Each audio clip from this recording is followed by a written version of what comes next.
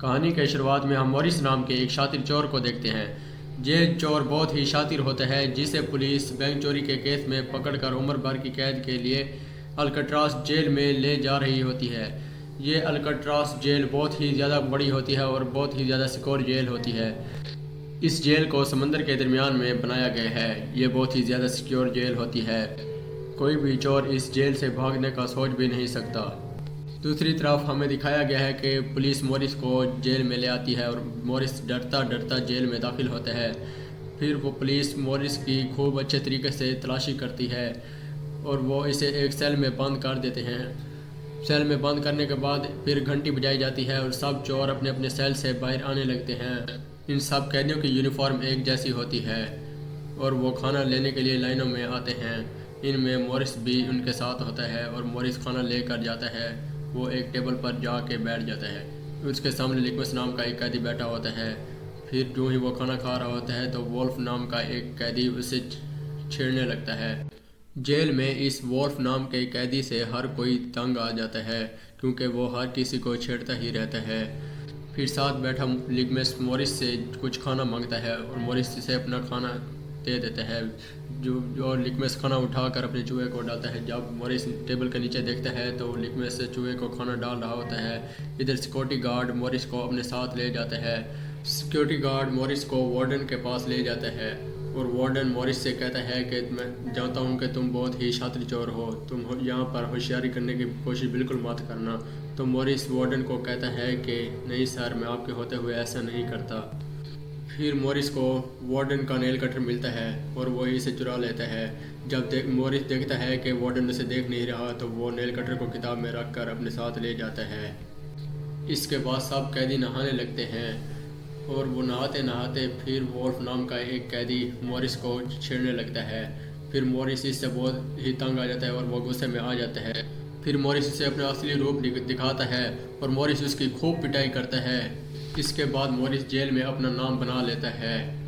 फिर मॉरिस को एक लाइब्रेरी में लाया जाता है और वहाँ पर उसकी मुलाकात इंग्लिश नाम के एक कैदी से होती है। ये इंग्लिश किसी कत्ल की वजह से इस जेल में कैद किया गया है।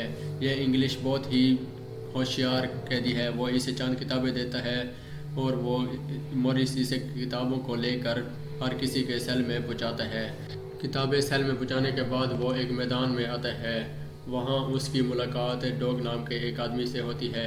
ये डॉग बहुत ही बड़ा पेंटर होता है। वो अपनी पेंटिंग की वजह से इस जेल में मशहूर है और वो अपनी पेंटिंग बना रहा होता है।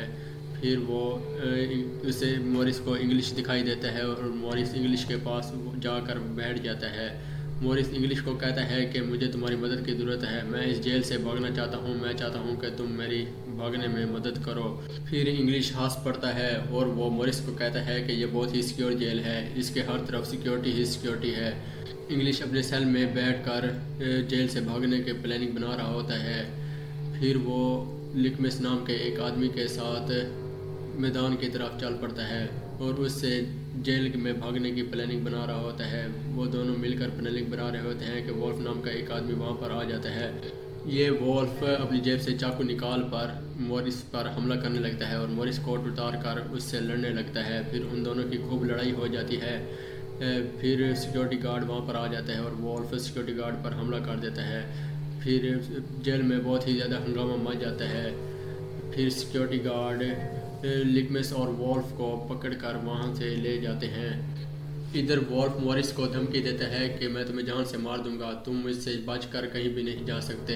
फिर वो इन दोनों को एक ऐसे कमरे में बंद करते हैं कि जहाँ बहुत ही ज़्यादा अंधेरा होता है और वो मॉरिस की खूब धुलाई करते हैं। फिर मॉरिस बहुत ही ज़्यादा बीमार पड़ जाता है।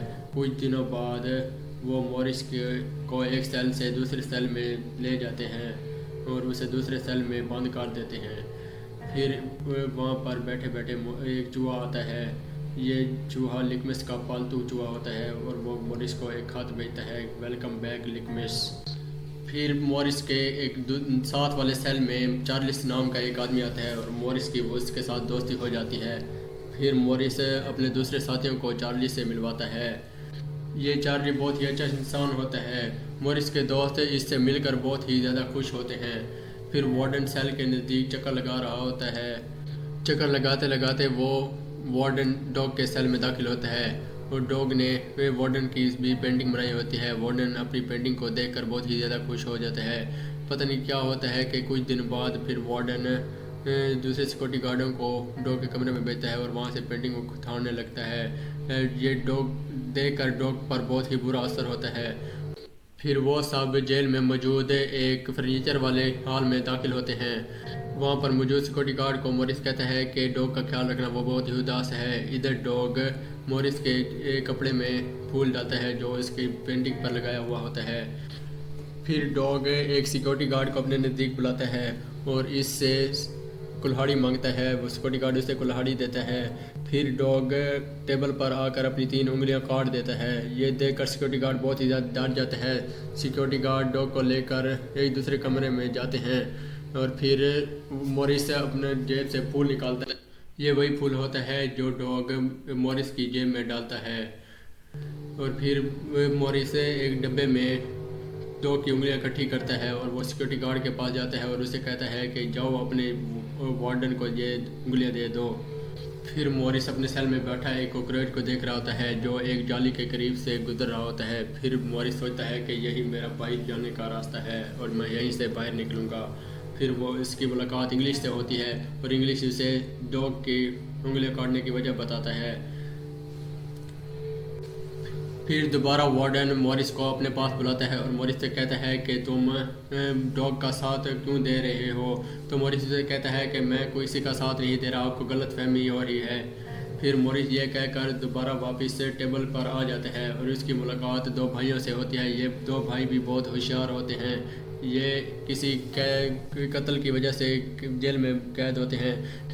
फिर मॉरिस उन्हें कहता है कि तुम मेरी जेल से बाहर निकलने में मदद करना और मैंने जेल अपने सेल में एक बहुत ही खुफिया जगह पर खुदाई शुरू की हुई है और मैं वहाँ से निकल जाऊँगा, तुम मेरा। फिर मॉरिस को एक कैदी मशवरा देता है कि तुम एक नकली सर बना लेना और उसको अपने बिस्तर पर रख देना। जब तुम काम में मसरूफ़ हो तो उसे अपने बिस्तर पर रख देना ताकि किसी को शक ना हो। फिर मॉरिस एक टेबल के करीब जाता है और वहाँ सिक्योरिटी गार्ड से दूसरी चम्मच का कहता है। फिर मॉरिस एक चम्मच को अपनी जेब में डाल देता है और दूसरी चम्मच से वो खाना खाने लगता है। फिर वो अपने सेल में आ जाता है और चम्मच और नेल कटर को पिघला कर एक नुकीली चीज़ बना लेता है ये वो नुकीली चीज़ होती है जो इसकी खुदाई करने में मदद दे।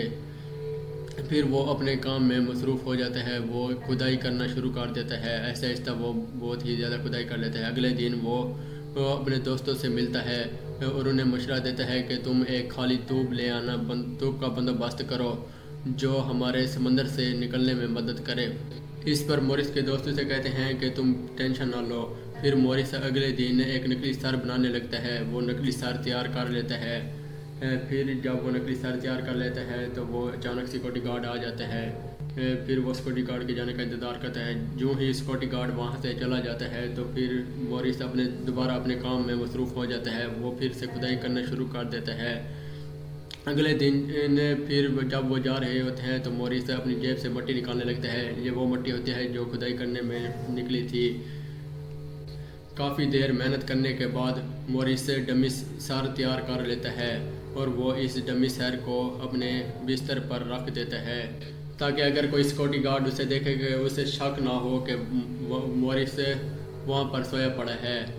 फिर वो ऐसा ऐसा गौर खोदने लगता है। वो गौर खोद लेता है और वो गौर से होते हुए छत पर चढ़ने लगता है। फिर काफ़ी देर मेहनत करने के बाद मॉरिस और उसके दोस्त आहिस्ता आहिस्ता छत पर चढ़ जाते हैं।